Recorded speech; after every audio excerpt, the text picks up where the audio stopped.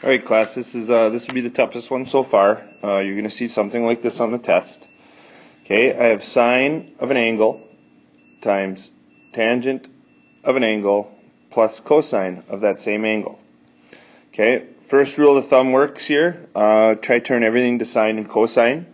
So I will get sine of an angle times sine of that angle over cosine of that angle, because tangent of an angle, and we'll just use beta, equals sine of the same angle divided by cosine of that angle. So I replaced tangent with sine over cosine.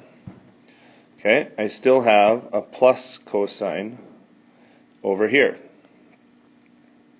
Alright, so simplifying the left side, I get sine squared over cosine. On the right side, I just have cosine.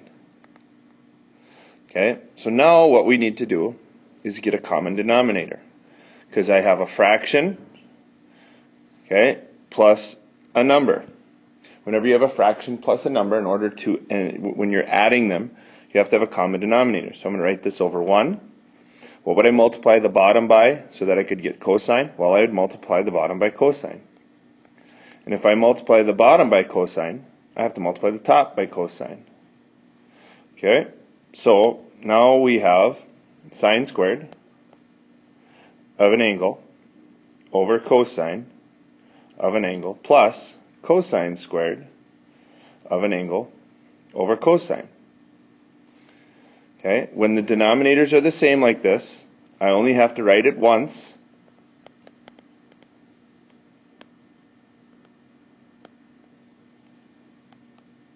They're all over one denominator like this.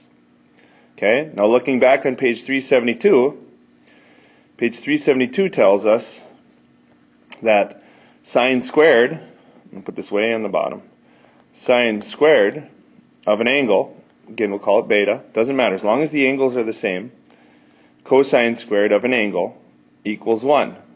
Okay, on page 372 the angle is u, but again, as long as these two are the same, this formula works for any angle. Okay, so sine squared plus cosine squared is 1. So this top just reduces to 1. So I'll rewrite it again. So I have 1 over cosine. And we know from the reciprocal identities that 1 over cosine is secant. Okay, so this just reduced to 1, because sine squared plus cosine squared is 1. So what did we do? Okay, first thing we did, we started out with sine times tangent plus cosine. We changed everything to sines and cosines. Well, this is already cosine and this is already sine, so I just rewrote them. Tangent, however, is sine over cosine. So where I saw tangent, I put in a sine over cosine. The left side of the equation, I multiplied sine times sine, and I got sine squared. The right side, I just rewrote cosine, and then underneath this side, I just put a cosine. Now we have a fraction plus a number. If you're going to add a fraction with a number, they both have to have the same denominator. So what we did was we multiplied both the top and the bottom on the right side here by cosine over cosine. So on top, the two cosines multiply together to get cosine squared.